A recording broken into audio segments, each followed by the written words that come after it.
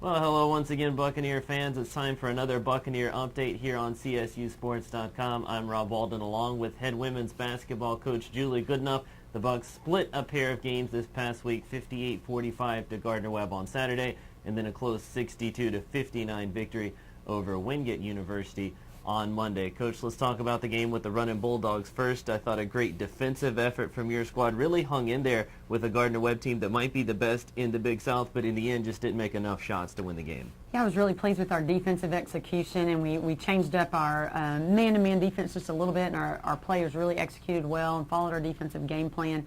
I thought offensively we executed really well as well, just didn't finish those possessions with baskets, but we left that game, I think, a little bit encouraged that our players are improving all the time, and we're executing the way we need to. We just need to finish shots. Yeah, Gardner-Webb's a team that's been ranked in the top 40 in the country pretty much the entire season, so if you shoot better than 19%, you can beat them or any other team in the Big South on any given night. Absolutely. You know, we need to get the confidence back that we were playing with a little bit earlier in the season as far as shots falling and things like that, but did a great job offensive rebounding, and you know, like I said, I think our defense afforded us a lot more offensive possessions than we had been getting in previous games, so we just want to encourage that great defensive intensity. Now, Monday's game was maybe a little bit closer than people thought, but Wingate had a very veteran team, led for most of the first half, even parts of the second. You guys showed great resiliency, though, and some veteran leadership on your own end to come back and end up with a tight three-point victory. Well, and you know, playing a non-conference game like that right in the middle of conference play it's a little bit different. You know, I know people outside don't understand that, but that's a little different preparing for a game like that where not as much is on the line. And I don't think that our program overlooked Wingate. We knew they were going to be a good team coming in, but I don't think we started the game with the intensity that we have started our conference games in, and maybe just approached it with a little different mindset. But Wingate did a great job. They came in, played tough on both ends of the floor, and executed very well.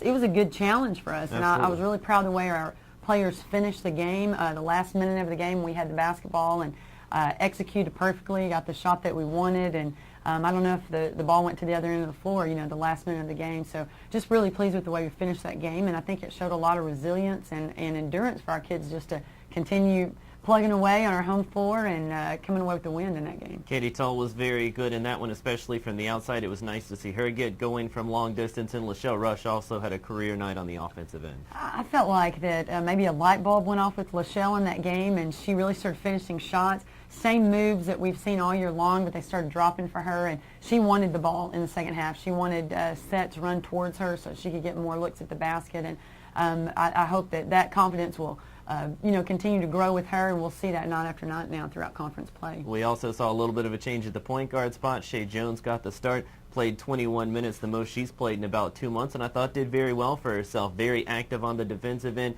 very calm on the offensive end in the way that she orchestrated you guys' sets. Shay did a really nice job for us on both ends, and I think it's the first game that I can really recall that we've had a player that maybe made a mistake on one end of the floor and immediately recovered the ball back for us on the other end. And she did that in 2 different situations for us.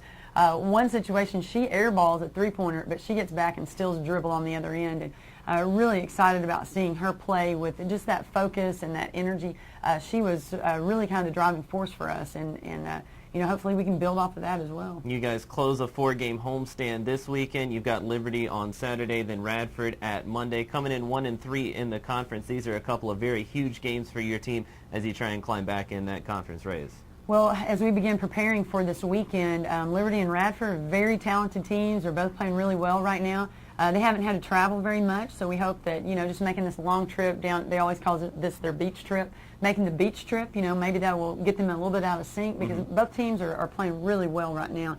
So we've got to elevate our level of play and be ready to match it. Match their intensity. Absolutely. And Saturday, of course, you expect quite a bit of intensity from the crowd as well. It's Go Blue night, trying to get a big crowd in there. It's a doubleheader with the men's team. They play Coastal Carolina at 7:30. The fans really have an opportunity. They do in every game, but especially with the theme on Saturday night, to be that sixth man that can push you over the edge. Absolutely. We have the greatest fans in the Big South, and we do expect them to come out in record numbers on Saturday and support both the men's and women's programs. Absolutely. So that's Saturday at 5 o'clock at the Buck Dome. It's Go Blue night, so make sure you come out to the Buck Dome, watch Coach Goodenough and the women's team take on Liberty, and then stick around to watch the men's team at 7:30. Monday, it's a 7 o'clock tip as the Bucks host Radford. Coach Julie Goodenough, best of luck on what's going to be a very tough but could ultimately be a very rewarding weekend for your team. Absolutely. Thank you. All right. We'll see you next time on the Buccaneer Update here on CSUSports.com.